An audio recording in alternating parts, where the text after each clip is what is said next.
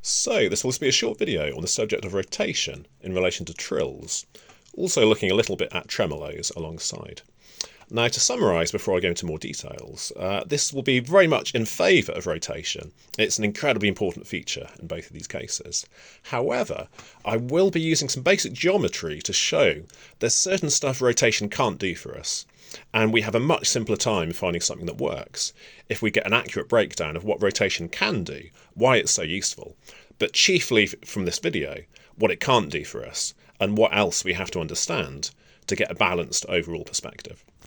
So firstly, if we look at the tremolo, if I start very slowly, I'm using the rotation there to help drive the fingers down into the keys. I'll go a little bit faster. And yeah, very obvious I'm using loads of rotation there. In that case, it's actually quite significant as a direct source of energy.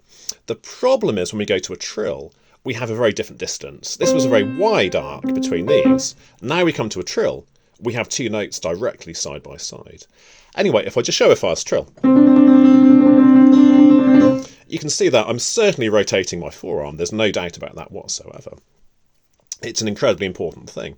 And actually, if I try to do that, if I say this time I'll lock my forearm, I'll actively stop it from rotating, we're going to have big problems now. Now, I can sort of do this, but if I was trying to do that for a long time, it wouldn't be good. The fingers can't move freely if you're restricting rotation. And essentially, that's why rotation is so important.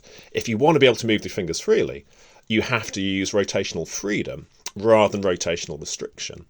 But to clarify why rotation isn't a very good explanation for anything more than that, let's use the basic geometry of the pencil here. So this end here, if this is our pivot here, imagine if that was the thumb. The far end is a bit like the fifth finger. Roughly speaking, we have a pretty good approximation of the size of an octave. And you can see that far end, if I lift it just enough to the height of a key, put it back down again, we're using a very, very small angle to produce enough movement to account for a key going down. Now for the trill, however, roughly speaking, we could say this white mark here on the pencil represents the distance of the next finger from the pivot. And you won't see too clearly here, but roughly speaking, if you can just take my word for it, I have to lift it roughly about 45 degrees to account for the height of the key, and then bring it back down to those 45 degrees to account for enough vertical movement where that white line is to actually represent a key going down. So that movement is absolutely huge. If we think about that literally on the keyboard now, if we have this idea that the fingers will just support rotational energy for a trill, well, we have to move by pretty much that same distance. So we can represent that here. I'm not suggesting we'd literally play a trill this way, but if I extend the fingers out straight and I'll hold them together, trying not to move them. You can try this yourself. It's quite hard not to move them at all. But it's roughly the same kind of size of angle here. To get the key to go down without actually moving the fingers individually, we have to do this massive movement. Now the problem is when you play a trill fast for real, that movement doesn't take place. Now, I often hear people use the term internalising, the idea of internalising that movement. The problem is that that doesn't really make any sense of anything. So if you suppose, imagine there's an object on the other side of the room. You go over and take the object. You walk back to where you started from. That makes perfect sense. You can't internalise that walk across to the other side of the room. Either you go over to get that object and bring it back, or you don't go over and you don't get the object. It's the same thing on the piano. There's no such thing as internalising an energy source. If the rotation is the energy source, you have to use the correct size of movement. You can't reduce the movement and pretend that rotation is explaining the fingers moving the keys. It's a very simple reality. The fingers are what move the keys, and the rotation is there for freedom, not to actually drive the keys down. So the best exercise, if you want to get used to this way of thinking, getting away from the idea that rotation drives the keys for you, just touch a surface like this. Lift a finger far enough to imagine that's the height of a key. Put the finger back down again. Now turn around that finger. Do the same the other way around. So here, I'm getting away from the idea of driving keys down. I'm just touching a finger, turn around it. Touch a finger, turn around it. That's how I generate the freedom of rotation to ensure the fingers can move well. So I can do that on here again, sort of drum the fingers a bit.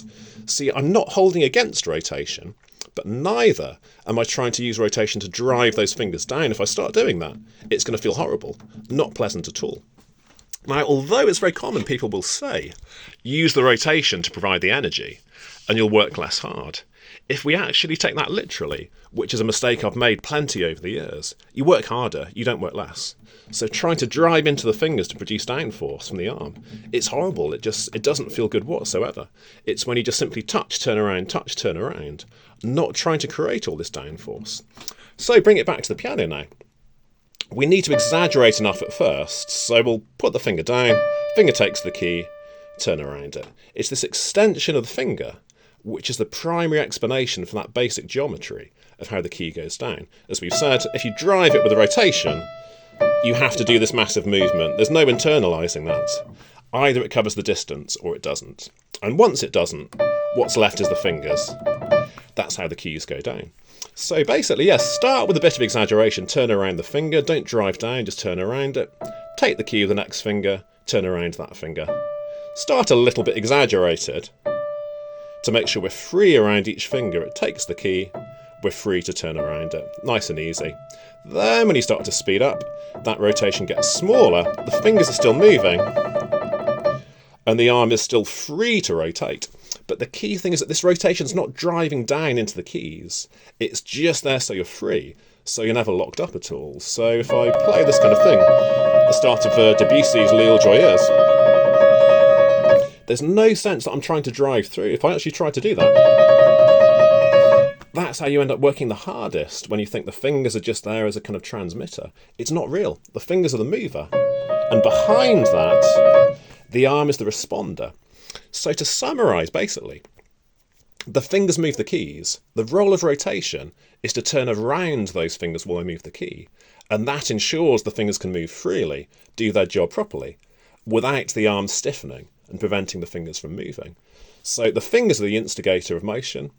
The arm is the responder, this kind of passive thing behind. Keep that free and it works nicely. Restrict rotation, you certainly have problems. But don't drive via the rotation. Just let that happen while the fingers move the keys. And you should have good trills and tremolos based on that.